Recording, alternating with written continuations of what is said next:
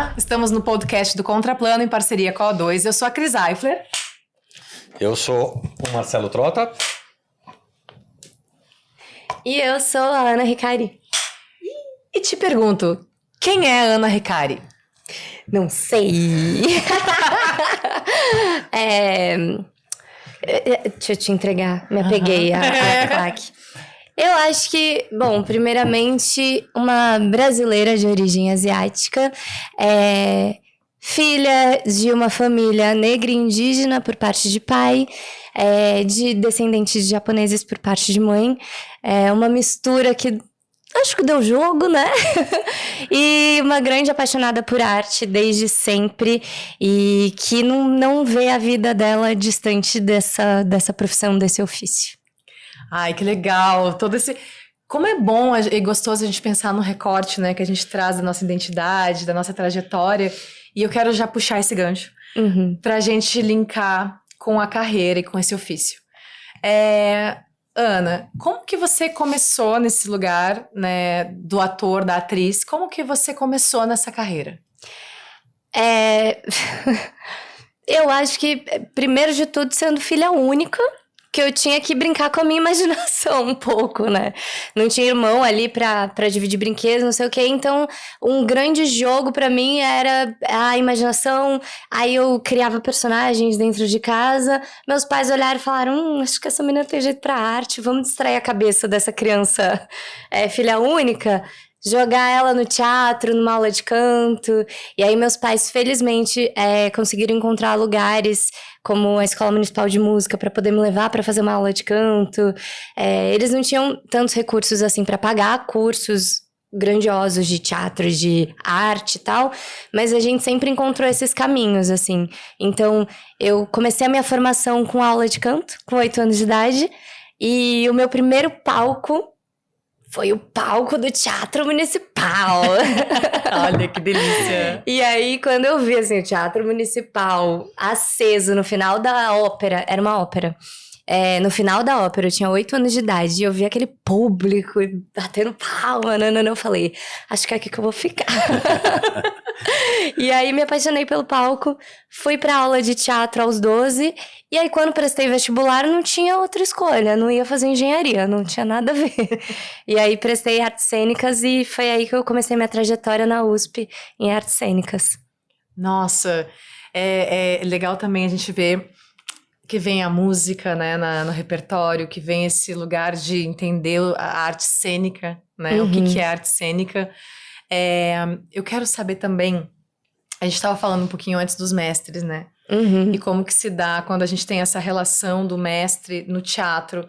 E também porque muitas vezes quando a gente está no cinema, quando a gente está no audiovisual, os diretores chegam para o ator e falam que tá muito teatral, né?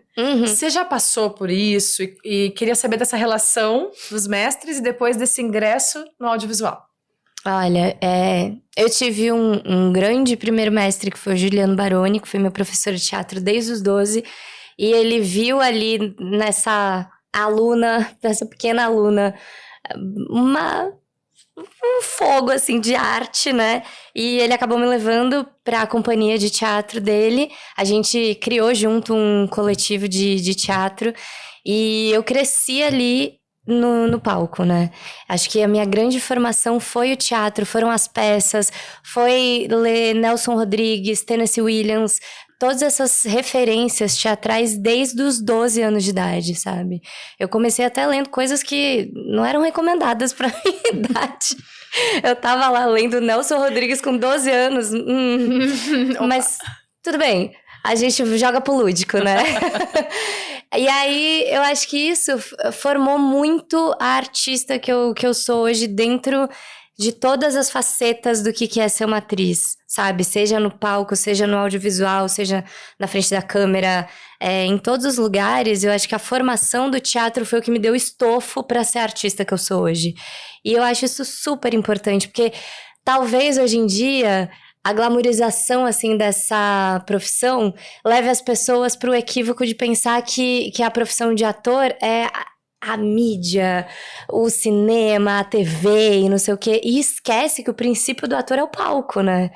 E essa formação é super importante. Pra mim foi, assim, o que me deu preparo pra ir pra câmera, por exemplo. Com confiança, com jogo de cena, com dinâmica, né? Acho que tudo isso, assim, me levou com mais segurança pra câmera. E entender, né? Porque esse lugar dessa relação do palco é parte do corpo, né? E que a gente tem que estudar essas técnicas, que a gente também tem que se estudar para poder estabelecer o trabalho, para poder criar personagem. Tudo parte do quanto a gente está lapidando o nosso autoconhecimento, as técnicas que a gente pode operar, o que o corpo pode. Enfim, né? Se a gente começa a abrir isso, a gente entende que esse trabalho é o trabalho, né? Total. Porque assim, tem grande parte do trabalho é também, quando você fala de audiovisual, né? Grande parte do trabalho é você entender a técnica do estúdio, né? A coisa da câmera, do posicionamento de luz, enquadramento, tem que ter essa compreensão. Só que se você já sabe metade do trabalho, que é construir personagem, jogar com o outro ator que tá na tua frente, se divertir em cena, já facilita, muita coisa, né? Ivana, como foi para você essas primeiras experiências no audiovisual? Porque tem uma diferença muito grande que é a coisa do fluxo contínuo com a fragmentação que tem no audiovisual, né? Você entra fazendo uma peça, você entra lá naquele personagem, faz lá 1h30 aquilo, né? E no audiovisual tudo picotado, né? Cenas tem que administrar o ritmo um pouco editando na cabeça também, espera muito, aí vai lá, filma pouco tempo. Como que foi essa quando você fez os primeiros trabalhos audiovisuais, assim, esse choque? Foi dificílimo, muito difícil. Gente, não é fácil. Não é nem um pouco fácil, é apavorador, de verdade.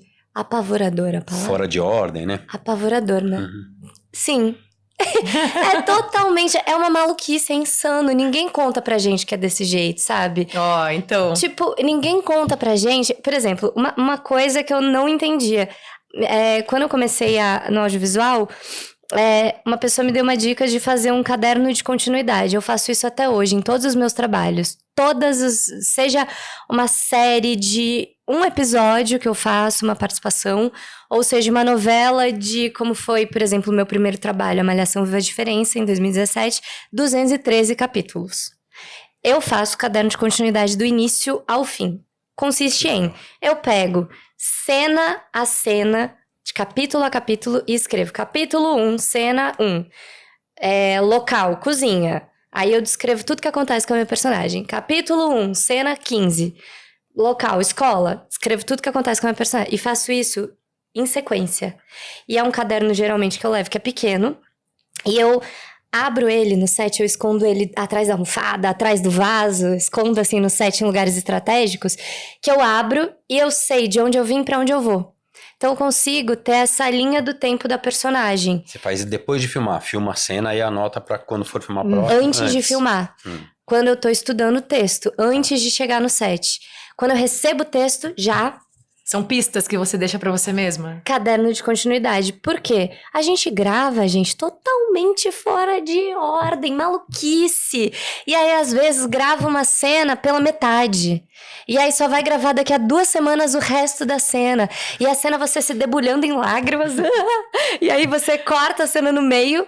E aí, daqui a 2 semanas, você tem que estar se debulhando em lágrimas igual, né? Aí, como é que faz isso com a cabeça? Então, eu tenho... acho que é a minha principal ferramenta hoje em dia pra lidar com essa maluquice aí, que não te ensinam no teatro. Porque no teatro a gente pega uma peça do início ao fim, né? Na hora que começa, abriu a cortina, o espetáculo é do início ao fim.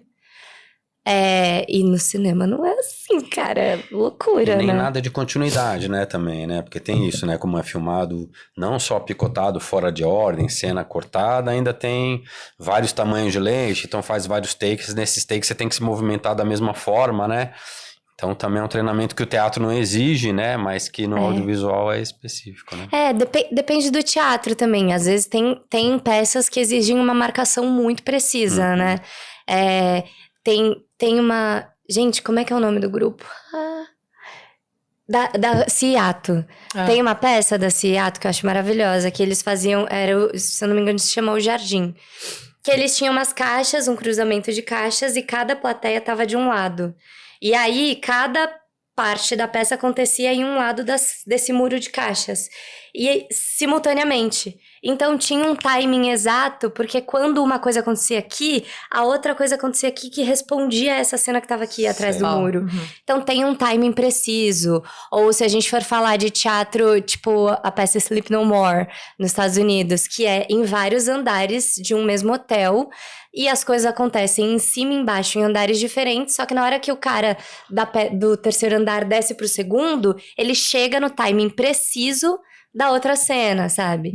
Tem peças que exigem isso. Sim. Mas geralmente não é assim que a gente aprende o teatro. E no cinema é precisão também, né? Tem uma coisa que a gente tem que saber jogar livremente dentro da precisão. Mas é uma aprendizagem muito árdua, cara. É com experiência, né? É com experiência. Acho que é repetindo várias vezes e não sofrendo. Eu sempre digo isso para as pessoas, tipo, cara, tenta não sofrer. É difícil não sofrer, a gente sofre, mas tenta não sofrer, porque é o que é desse jeito. Tem que aceitar o fluxo e ir encarando mesmo, sabe? Encontrando esses caminhos, né? Porque eu fico pensando aqui dessa estrutura do teatro também, que a gente vai construindo até chegar. E quando tu tá num set, como você fala, é fragmentado, sei que eu tenho que saber mais ou menos de onde eu saí, pra onde é que eu vou. E eu queria te perguntar o papel do preparador aí. Como que você vê essa função do preparador, esse papel do preparador hoje? Você vê como é importante para você, não é? Como que é isso? Eu acho a preparação de atores e principalmente acompanhando o set muito importante. Porque quando a gente tá em cena, o ideal mesmo é que a gente esteja tão imerso e em jogo e se divertindo que a gente até sequele um pouco do que é o entorno. E eu acho que o preparador é aquela pessoa que também vai ficar do lado de fora dando um feedback sobre o que aconteceu ali, sabe? Você vive e o preparador vai dando inputs assim pra você melhorar, né? E eu acho que é essencial ter esse acompanhamento, é essencial uma preparação antes. Eu sou muito a favor do encontro dos atores antes de ir pro set, sabe? Eu acho que produções que priorizam esse jogo cênico antes de ir pro set ganham muito corpo, ganham... É isso, ganha jogo, porque ator é jogo. E na hora que vai pra frente da câmera, eles têm que estar em conexão, com mundos, né? Aquele texto da Frances Ha, dimensões que existem ao nosso redor, mas que ninguém sabe que tá por ali. O ator tem que ter isso, né? Em cena. E eu acho que isso só se cria com preparação antes de ir pro set. E tem que ter. E eu sei que, assim, nesse mundo do audiovisual, não é sempre que a gente vai encontrar pessoas que querem fazer essas criações. Mas eu acho que cada vez mais a gente tem que bater o pé e falar, cara, vamos fazer, vamos se encontrar. Eu já cansei de chamar colegas meus, assim, tipo, cara, vamos lá na minha casa, bora? A gente faz alguma coisa aqui na sala, um alongamento, um negócio e vamos criar o nosso mundinho que só a gente vai saber que é nosso, sabe? É muito legal isso, porque é uma conexão que acontece. A gente fala do teatro ser a arte do encontro, mas o cinema também promove esses rituais, né? São pequenos rituais de encontro onde a gente pode experimentar e jogar essa energia. E entender, tateando também. Você fala do jogo, a gente fala muito sobre isso. Hoje, tipo, a gente estava falando também sobre o papel do assistente de direção e criar esse espaço para que o jogo aconteça, e é o jogo da equipe inteira. Então, o que a gente está falando aqui é de energia, né? E energia do set, só que a gente esquece um pouco que tá nesse lugar da energia e do humano, porque tem uma câmera. Como que você vê, assim, o intermediário, que seria a câmera, né? Essa linguagem. Como que você lida com a câmera? Como que você esquece essas informações? Tipo, sei que tá técnico, agora eu vou baixar e vou jogar. Como que você opera nisso? Cara, sobre isso que você falou, eu tenho 2 comentários pra fazer. O primeiro é... ator que se fecha só no mundo dos atores e esquece que tem uma equipe fazendo audiovisual, se lasca. tipo, audiovisual é coletivo. Assim como o teatro. E assim, eu sinto que eu só escolhi essa profissão porque eu não conseguiria, enquanto ser humano, escolher uma profissão que não fosse coletiva, sabe? E entender que o audiovisual é coletivo é importantíssimo. Porque você tem que saber o nome de quem que você tá jogando. E quem você tá jogando não é só o ator que tá na tua frente. É o cara do som que vai vir aqui ajustar o teu microfone de um jeito maneiro pra poder não ficar desconfortável pra você, mas captar tudo que você precisa passar na cena. É o cara da câmera que, cara, num jogo de olhar, você já entendeu que tu precisa jogar um pouquinho mais pra cá, um pouquinho mais pra lá, sabe? Tem esses parceiros, assim, que você tem que fazer no set. É a galera da arte que, tipo assim, às vezes você não precisa passar um BO pro diretor pra falar pra galera da arte. Cara, eu queria muito ter um copo aqui. Arruma um copinho aí pra mim. Bora, vamos fazer isso, que aí eu vou criar um negócio aqui. Então, tem que ter os parceiros e você tem que saber o nome da galera. Então, ator que não decora nome, não sabe quem é a equipe que tá jogando junto, se lasca. É a primeira dica que eu dou. Saiba que audiovisual é um trabalho em equipe, é coletivo, tem que estar junto com todo mundo, sabe? E a outra coisa pra mim é... Esqueci, o que era a outra coisa que você perguntou no final? Eu perguntei do jogo técnico. Da câmera. Da câmera, de como que você, né, avalia tudo isso, você pega, aprende, esquece, como que funciona? Nossa, isso é muito difícil pra mim, porque eu sou absolutamente controladora. Eu sou muito controladora, então eu preciso me obrigar a esquecer um pouco das coisas técnicas. Eu tive um diretor maravilhoso, Rafael Miranda, que a gente brincava... Sabe aquele jogo Gênios Musical? Uhum. Sabe? Que você vai aumentando o número de coisas pra decorar. Ele ficava brincando um pouco comigo, meio disso, assim. Ele me dava umas tarefas no meio da cena. Aí ele falava, faz isso, isso, isso. Aí eu fazia ele... Então faz isso, isso, isso, isso e isso. Aí eu fazia. Que essa coisa do controle que eu pessoalmente tenho, que eu preciso um pouco desapegar na cena. Porque senão, se deixar, eu sei exatamente onde tá a câmera, até que centímetro o trilho andou, entendeu? Eu sei qual o tamanho da pan que a câmera vai fazer, porque eu já olhei o câmera ali, o fotógrafo fez uma pan assim, eu já sei que eu vou ter esse movimento aqui até aqui. Eu controlo, é muito chato. Então eu preciso às vezes ligar. Eu tenho feito esse exercício ultimamente no set pra eu conseguir dar uma descontraída maior. Mas é difícil. Eu consegui, será? Não, nesse último trabalho? Sim, com certeza. Me diverti um pouco, Marcelo? Com certeza. Ah, então tá. Ô, Ana, que conselho você daria pra... Porque também... Queria ouvir um conselho seu, porque também acontece da convivência de estilos diferentes, né? De atuação, de como a pessoa se porta no set, de direção. Então, por exemplo, tem atores e atrizes que gostam de não ficar conversando enquanto tá preparando a cena, querem ficar lá mais recolhidos. Outros que gostam de ficar papeando. Tem diretor ou diretora que gosta de dirigir todos os seus movimentos do braço e tudo, super controlador. E tem outros que não falam nada também. E tem também o meio do caminho, né? Das pessoas que deixam vir um take mais fresco e depois. E a gente tem, por exemplo, que é o que a gente sempre cita aqui, que é muito interessante, que é a pessoa que na cena emocionante faz o seu melhor nos primeiros takes. E a outra que às vezes só quando esquenta faz 5 takes que vai fazer. E às vezes essas duas pessoas estão contracenando, né? Uhum, Então, por exemplo, quando você está num projeto que você queria ouvir mais de um diretor ou de uma diretora, mas você não tem tanto, como fazer para também conviver com uma certa harmonia com esses diferentes estilos que também acontecem dentro de um set de filmagem? Eu acho que a primeira coisa que sei lá, talvez seja uma dica de vida, assim, que eu tenho. Eu nunca brigo com o rio que desce.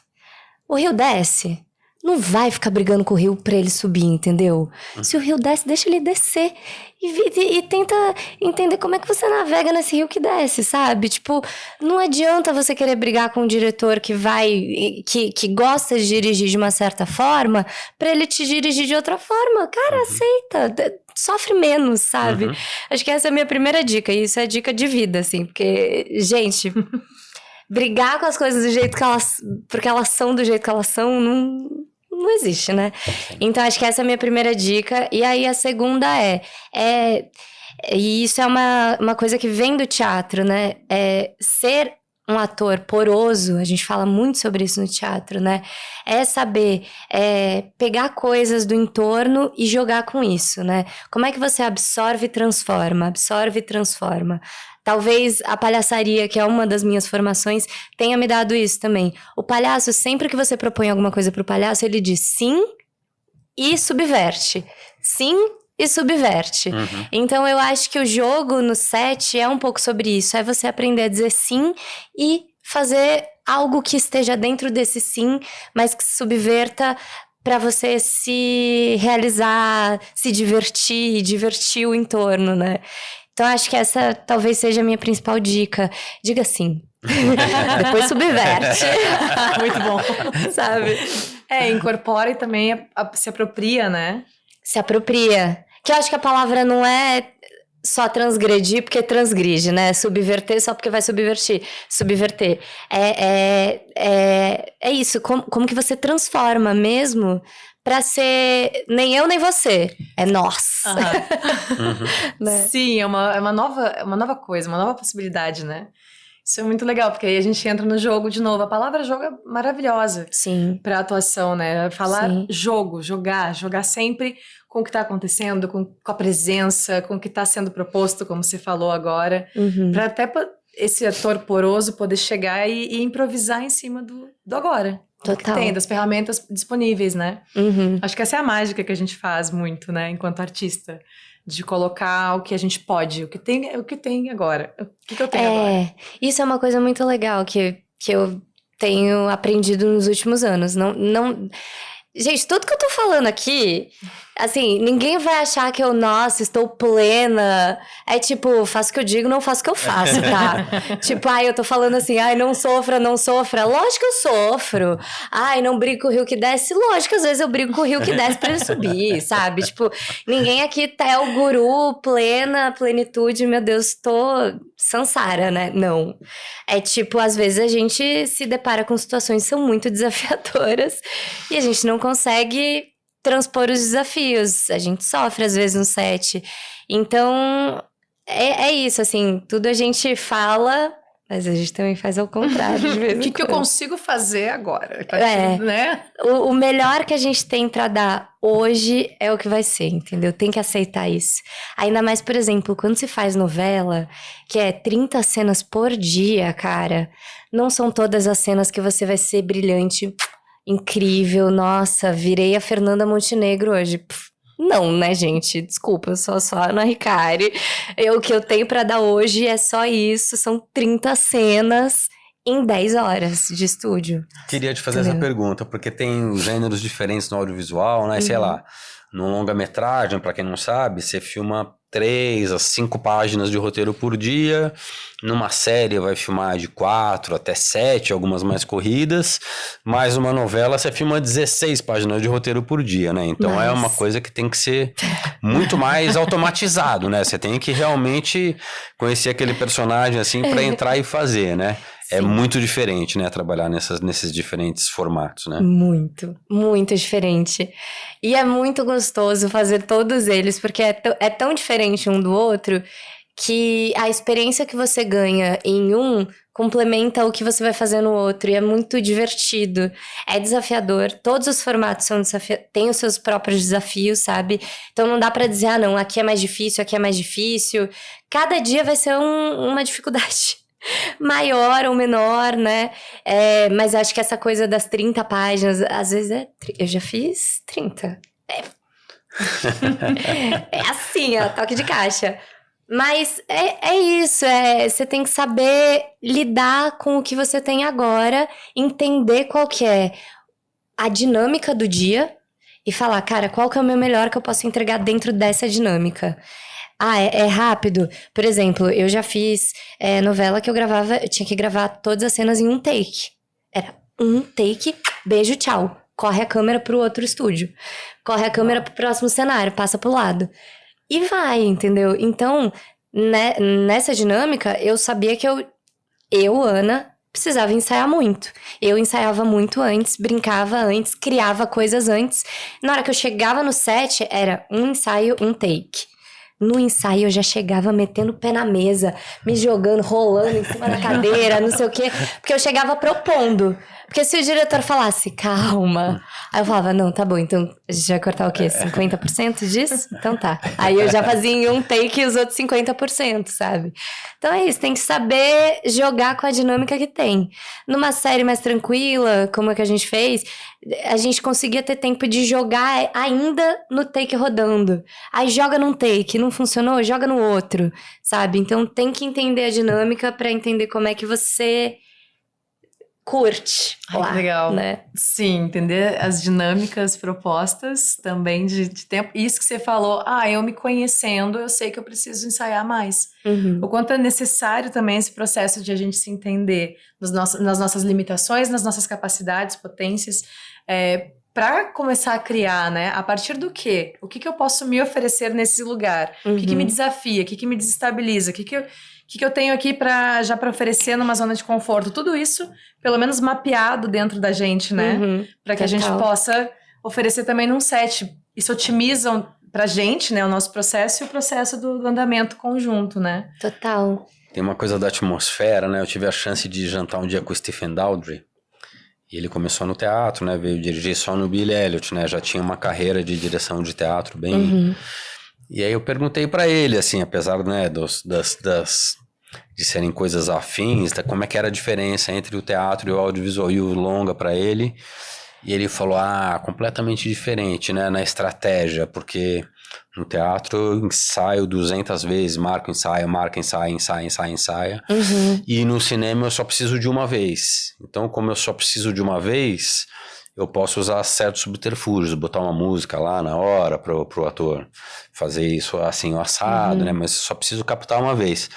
E isso é uma coisa que é muito interessante, né? Porque leva a esse tipo de estratégia, mas ao mesmo tempo pro ator ou pra atriz, aquele momento fica crucial. Né? Porque no teatro você pode fazer uma apresentação, não gostar muito de hoje, amanhã você vai se apresentar de novo e vai fazer bem, vai estar tudo certo, né? E no audiovisual você não tem essa chance, né? Como é que é isso pra você? Você consegue separar bem essas mídias assim e tal e não sofrer com isso? Cara, eu penso... Primeiro eu tento entender qual que é a exigência do diretor que eu tô trabalhando, da diretora que eu tô trabalhando. Porque... eu acho que tem diretores que são mais flexíveis em relação a isso. Não rolou aqui, vamos fazer de novo. E aí a gente vai até chegar ali em uma coisa gostosinha, né? Se não tem, é isso que a Cris estava falando, né? Eu acho que se conhecer enquanto atriz... e eu acho que até enquanto ser humano. Inclusive, eu acho essa uma dica ótima, né? Pra toda ator, atriz, vai fazer terapia, vai entender quem é você. Porque você só vai saber quem é personagem se você tiver um pouco a borda de quem é você. Pra saber que bordas você ultrapassa pra construir os personagens, né? E eu acho que se conhecer é muito importante. Porque aí você sabe, esse diretor, essa diretora vai fazer em um take.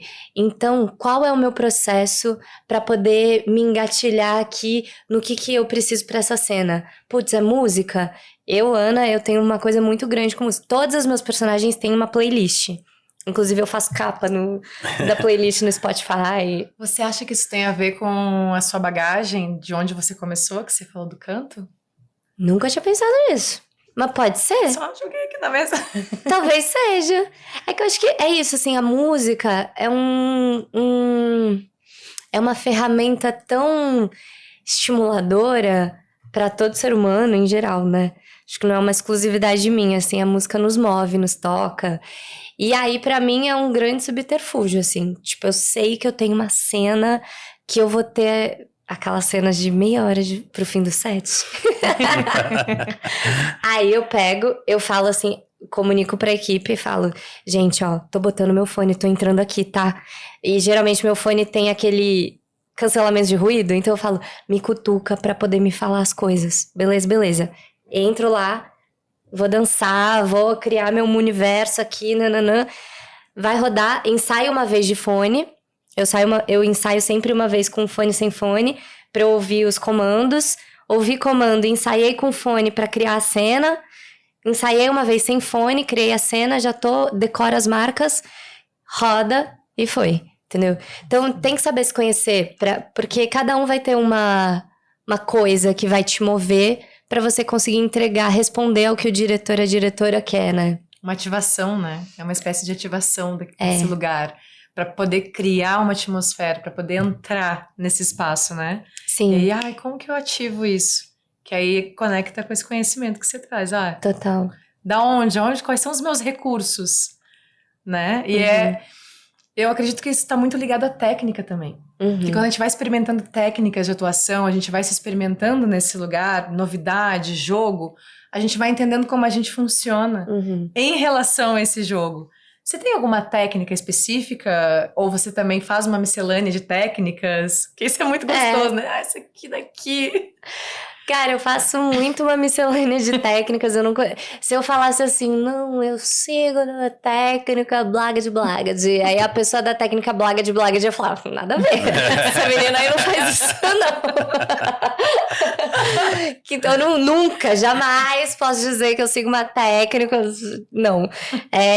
Eu acho que E é muito sobre o ajuste fino que a gente faz do que temos aqui e agora. Eu acho muito difícil cravar uma técnica só, porque cada ambiente vai te exigir uma acomodação ali das condições de temperatura e pressão que tem naquele set, sabe? Então, eu acho muito difícil cravar uma técnica só. E aí, o que eu tento fazer as condições de temperatura e pressão são essas aqui, então eu vou jogar com essas ferramentas aqui que eu tenho. E eu vou fazendo um pouco isso, sabe?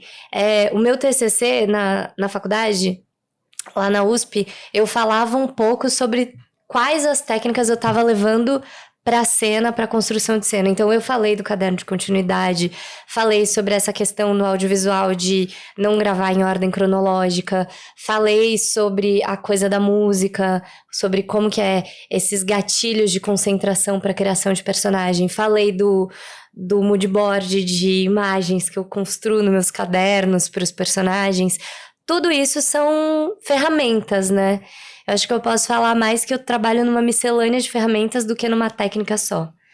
Sim. Os caminhos, né, que você encontra, que você vai mapeando também. Porque tem muito recorte que entra, né, dentro disso, que é o recorte geográfico, é o recorte estrutural, o recorte de equipe, das condições que você fala, quando essa cena vai ser gravada, por que ela vai ser gravada, se ela vai ser regravada. E tudo isso vai alterar também, né? Como que vai ser o ritmo e essa construção desse trabalho nesse set, né? É legal que você fala isso, você traz muito... Cada lugar tem também uma especificidade que nos oferece, né? Eu gosto muito de trabalhar a questão da identidade. E a identidade através do corpo, da antropologia, da dança, da antropologia, né? Tipo, pensar... O que vai nos formatando também na nossa vivência?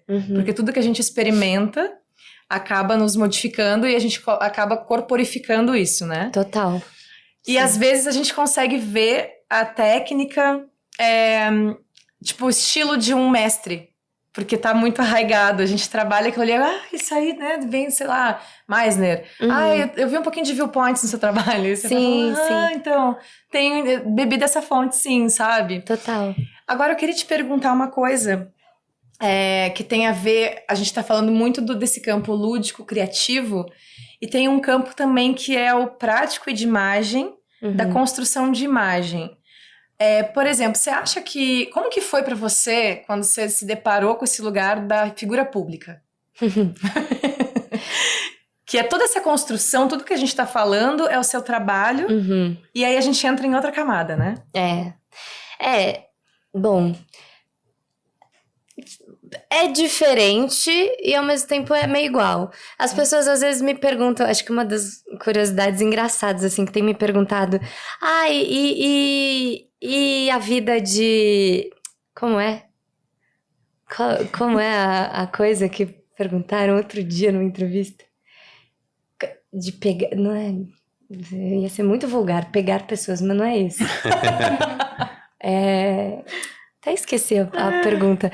Mas perguntam muito assim, e questão de relacionamentos e sair com pessoas, sendo figura pública. Gente, não mudou muita coisa. É meio que a mesma coisa, só que sabendo que você tem um alcance, assim. A minha grande sacada em relação à figura pública é que eu entendi rapidamente, principalmente em relação às redes sociais, é que essa era uma forma muito legal, assim, de eu furar uma grande questão, um grande impasse para mim enquanto atriz racializada. Eu, enquanto atriz amarela, eu sempre era colocada dentro de uma bolha, dentro de uma limitação. Existe uma limitação de estereótipo dentro do audiovisual que, infelizmente, estamos num país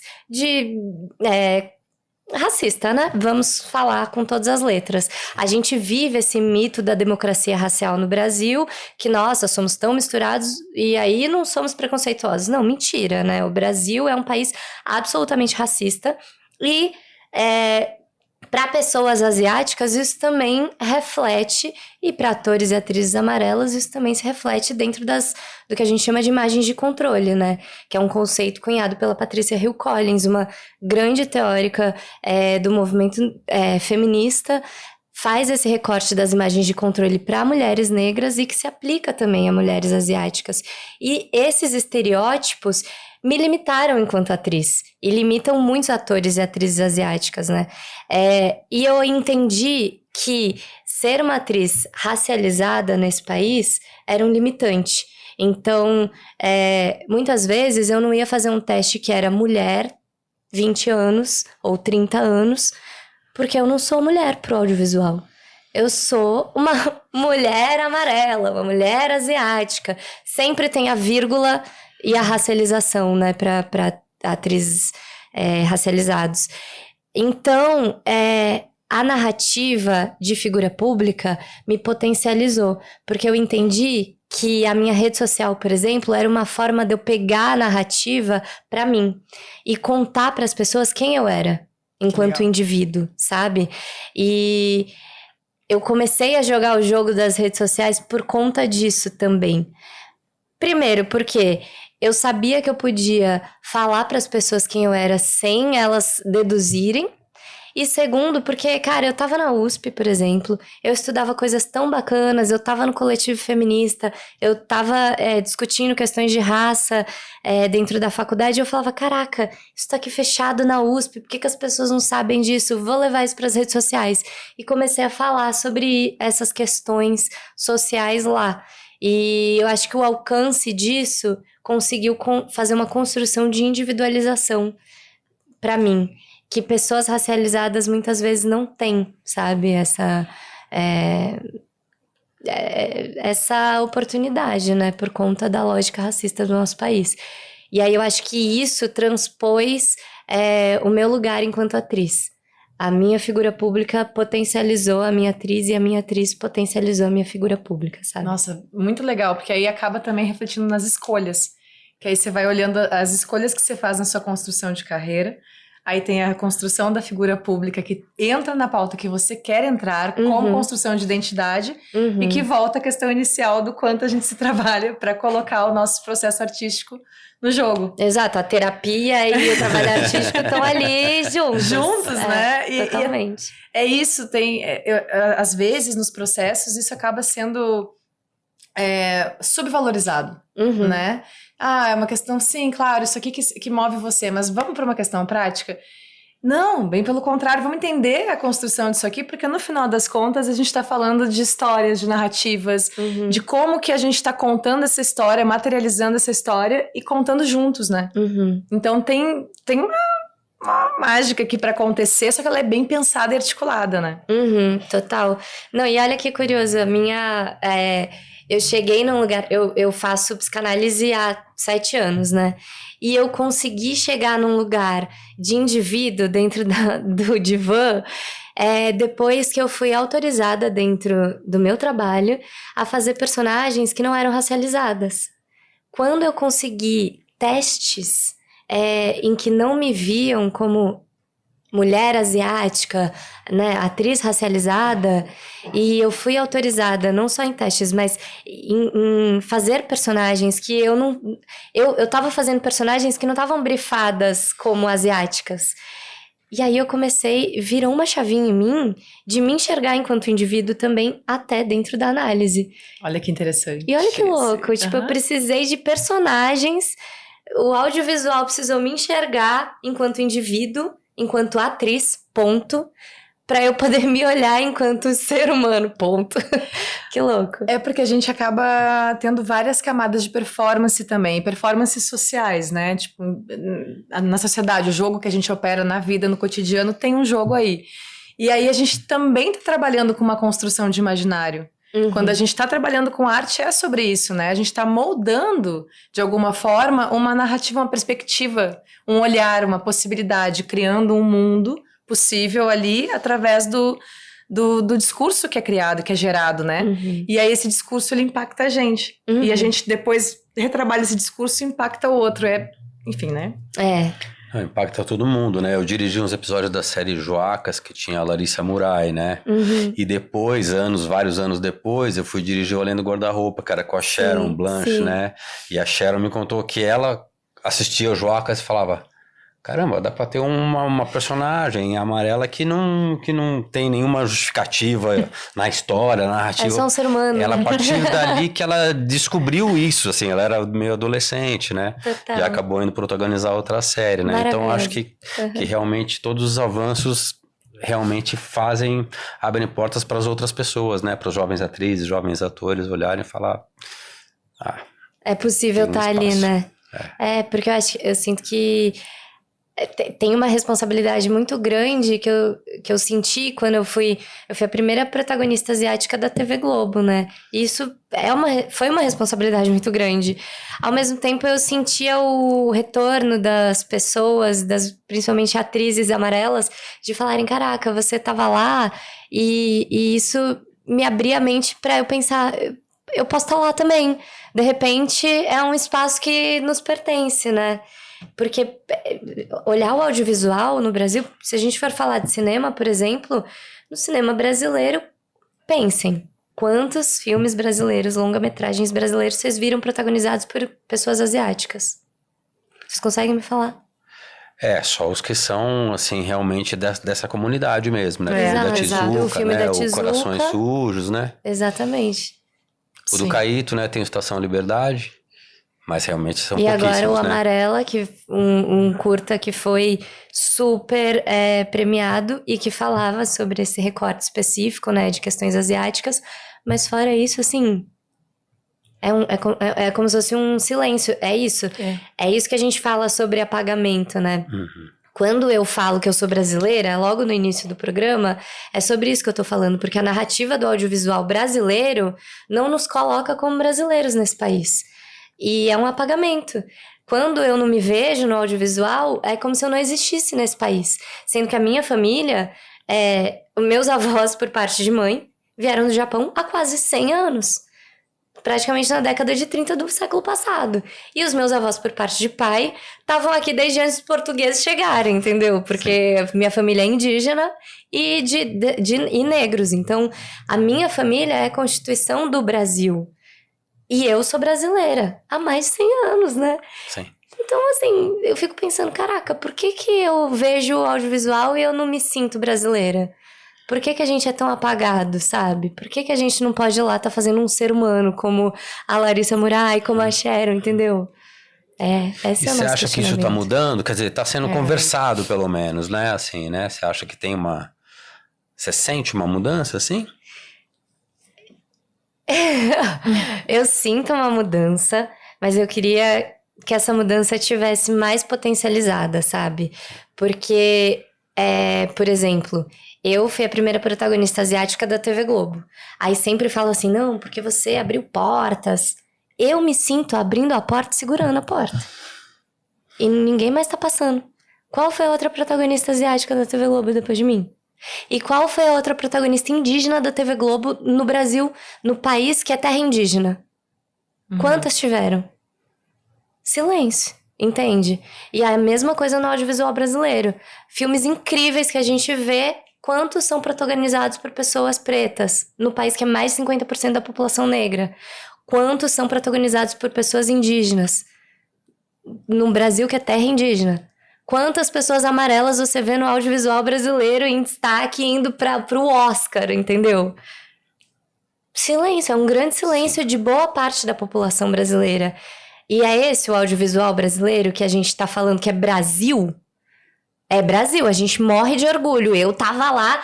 Gente, eu não visto a camisa do Brasil pra Copa do Mundo, mas eu no Oscar eu tava assim, Brasil, porra! Sabe? Só que eu também quero falar Brasil, porra! E me ver lá no audiovisual, entendeu? E eu não tô falando nem eu como atriz, eu me ver no filme. Claro que eu quero. Mas assim, eu sinto que eu, nos últimos anos da minha carreira como atriz, conquistei lugares muito incríveis. Eu fiz personagens que não eram estereotipadas. Eu fiz personagens que eram seres humanos, eram mulheres, ponto. E muito complexas, mulheres fodas, incríveis. Eu quero ver minhas colegas também. Eu vibro muito quando eu vejo um filme, uma série composta por atores e atrizes asiáticos, sabe? Eu vibro muito. Cara, eu chorei outro dia porque eu vi o elenco de um filme com a Yohama, com... se eu não me engano, Larissa também tava fazendo. E eu vi o elenco e eu chorei vendo aquela foto, porque eu falei, caraca, é ali que eu quero que elas estejam. Fazendo pessoas, entendeu? Eu quero que isso aconteça com todos os outros colegas que eu tenho de profissão. Ai, muito legal isso. Muito legal. A gente falou um pouco dessas estruturas narrativas partirem também do roteiro, né? Uhum. De começar a entender quais são as histórias que são contadas, né? Por quem que são estabelecidas essas histórias, como que atinge o público, o espectador, como que chega no espectador. Então tem um circuito aí também de entendimento criativo, né? Para que a gente possa alcançar essas mudanças que a gente entende que são muito importantes, né? Uhum. E como que a gente constrói essa mudança? A partir de quê? De que ponto? Como? Quando? Com quem? Né? São pautas que, inclusive, nos interessam muito trazer, assim, pro contraplano, para que a gente... Porque é isso, né? Se o cinema, o audiovisual é uma obra coletiva, como que a gente constrói o que a gente está sentindo falta também? E por que a gente sente falta e, de fato, o que acontece, né, nesse meio do caminho dessa construção? Que a gente se sente na responsabilidade também de entender essas faltas, mas como que opera na solução da coisa? Sim. Acho que tem essa coisa do apagamento, né? Esse imaginário visual, né? As pessoas precisam, né? Ter contato com o imaginário visual mais diverso mesmo, né? E mesmo o processo de seleção, é engraçado. Esse negócio do contraplano tá sendo incrível pra gente, porque a gente vai mergulhando nos assuntos e aí vai prestando atenção em coisas que a gente não prestava atenção, né? Como no processo de seleção, o início dele é super lógico e matemático. Precisa-se de mulher de 27 a 40 anos, branca, sei lá, né? Mas a aprovação não tem nada disso, né? Mistura a sensação do diretor ou da diretora, mistura mil coisas, né? A energia e tal, né? Então, tá parecendo que isso precisa ser um pouco mais relativizado também, né? Total. O começo do briefing da seleção talvez pudesse ser um pouco mais aberto e, né, não ficar com tudo fechando as visões desde o início, né? Até porque o mercado é feito de pessoas, né? Então, assim, então a gente tá... Sim. Como é que a gente constrói esses pensamentos e dialoga essas pautas? Sim, e por exemplo, se eu fosse falar... Tipo, você falou de energia, né? Tem pessoas asiáticas com energias diferentes. É isso que é o processo de enxergar pessoas racializadas enquanto indivíduos. É sobre isso que eu falo, né? Porque se você tiver essa compreensão de que... pessoas asiáticas não é um bololô só, uma coisa só, você começa a enxergar aquelas pessoas enquanto indivíduos e consegue selecionar. Ah, não, então tem uma pessoa com uma energia mais assim, mais assado, um porte assim, um porte mais assado. São variadas, né, as pessoas. E aí você consegue pensar essas pessoas para uma seleção de uma mulher com uma energia solar. O que é uma mulher com uma energia solar? Ah, pode ser asiática, pode ser negra, pode ser indígena, pode ser branca. Energia solar, pensa nisso. Vai lá buscar alguém assim, entendeu? Pode ser tudo, né? Sim. E começa se questionando no princípio, né?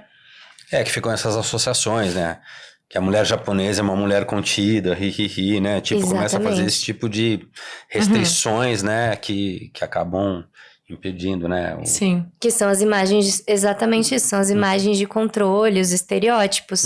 Na hora que a gente sai disso, cara, é um universo muito grande. Sempre me falam, não tem atores, atrizes, não tem porque você não tá vendo. Não tem porque você não tá querendo enxergar essas pessoas enquanto indivíduos, né? Acho que isso é uma coisa, só a gente vai ter que ir encaminhando pro fim, por causa do tempo. É sempre assim, a gente sempre quer continuar. Não, e eu falei tanto, gente. Não, é muito bom, isso é muito bom, né? Mas, por exemplo, duas coisas que acredito que sejam diferentes também para que o ator também se entenda nesse jogo, principalmente quando tá começando, olhando para tudo isso. Porque tem essas imagens de controle que são diferentes dos lugares onde o ator sabe que consegue operar e brilhar. Sabe? Assim, eu brilho aqui, eu sei a minha técnica, ou eu sei algum lugar, eu sei sei lá, por exemplo, eu fiz 5 vezes filme de ação. Acho que você tinha falado de filme de ação hoje. Mas eu fiz 5 vezes filme de ação. Eu sei que eu brilho num filme de ação, sabe? No material de ação. É diferente você saber o lugar que você sabe brilhar, se situa e tem confiança na técnica, no corpo, experiência, destreza, do que você entrar por um lugar num hall de imagem de controle. E isso é um espectro que a gente precisaria entender melhor também. Então fica aí para a próxima pauta. Um espectro de entendimento de o que eu tenho de qualidades também para oferecer e o que são imagens de controle que eu gostaria de... talvez eu não queira operar nessa imagem aqui. Não quero, né? Não me identifico, não tô aqui, não me serve o meu trabalho, não tá servindo a narrativa que eu vou contar. Então acho que são 2 lugares que a gente pode mapear e tentar destrinchar para que também vai melhorar tanto para quem tá fazendo essa seleção, quanto para quem tá sendo selecionado, né? Sim. E eu acho que uma coisa que você falou eu acho que é o questionamento que o audiovisual como um todo, parece que é uma entidade, né? Um espírito. O audiovisual. Mas o audiovisual são pessoas, né? E pessoas estão inseridas dentro desse sistema, que é um sistema heteronormativo, racista, machista, cisnormativo. Eu acho que tudo isso, as pessoas precisam se olhar e começar a se questionar. E aí, a Bell Hooks fala muito sobre a transposição do pessoal para o social, né? Então, se você ficar pessoalmente ofendido com essas discussões, você não vai sair do seu lugar. Você não vai se questionar e você vai ficar só ofendidinho. E aí você não vai transformar esta grande entidade que é o audiovisual, né? Então, saia do lugar pessoal. Talvez essa seja a minha primeira provocação. Sair do lugar pessoal, sair do lugar de ofensa. Não fique ofendido com essas discussões e se questione o tempo inteiro. Por que não tem uma equipe variada do meu lado? Por que eu vou só colocar uma pessoa, uma atriz asiática ali na frente da câmera para servir de token, mas não vou construir uma equipe, por exemplo, de arte que vai pensar de forma digna a construção do cenário daquela atriz, entendeu? Sem estereotipar, sem fazer uma casa toda cheia de símbolos orientais, aí fica um bololô oriental porque é tudo igual, sabe? Claro. Tipo, tem que ter pessoas por trás da equipe questionando a lógica. E aí, repito, a lógica racista, a lógica machista, a lógica cisnormativa, a heteronormativa. Tem que estar a equipe inteira por trás pensando junto. E se você, enquanto pessoa, não se questionar, você não vai construir uma equipe assim, sabe? Então, essa é a minha principal provocação aí pra grande entidade do audiovisual. Olha, muito obrigada, Ana. Sério. Gente, eu gosto muito de entrar nesses lugares. Eu te agradeço muito, muito, muito por ter vindo aqui. Nos dá esse teu tempo, né? Pra gente poder construir esse novo olhar, que eu acho que é assim que começa, né? A gente dialoga, a gente abre o diálogo, abre a conversa e também depois a gente escuta. Espero que... Bom, agradeço quem tá aí também escutando a gente. O Tintim, que tá aqui ajudando a gente a abrir esse espaço, e a nossa equipe maravilhosa. E gostaria também de convidar vocês, lembrar que o Contraplano é um evento gratuito que vai acontecer no MIS, nos dias 14 e 15, e na FAAP no dia 16 de setembro. Eu espero vocês lá. Obrigada, gente. Obrigada pela conversa. Valeu, gente. Beijo. Beijo.